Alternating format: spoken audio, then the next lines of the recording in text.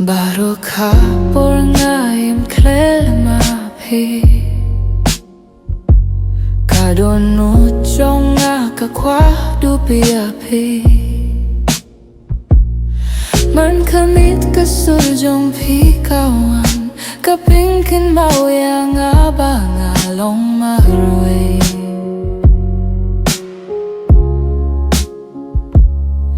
Hang no pi Balay pie Ka pyrthei jong ala kylla dum Ngan Wan Phai Biang Ngan Wan Phai Biang Wat la da ka linti ka dap da ka jingieit Na ka binta jong ping alaban siya baru ka jingieit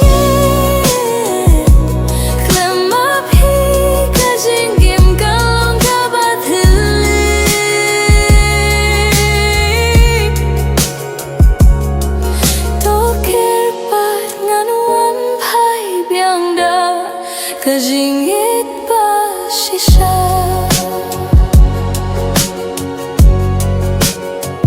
Haman kalinti ngapait hang nen hang tay Mynsiem ya kadu jong phi hachmat jonga Ki jingpos ru kim shim la kylla Pidang im hadonut jonga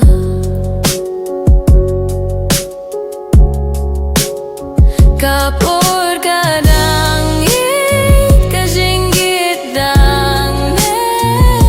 Nga fosnil ya piman la ka step Nga pynsngew bang adang ton haka Jingim jong pi Ngan Wan Phai Biang Wat la da ka linti ka dap da ka Binta jong ping alaban siya baru ka jingieit KHLEM pi ka mynsiem ka lalong kabado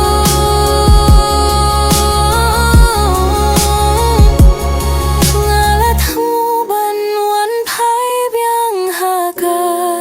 jingim jong pi Ada pynkymaw yang abang kaba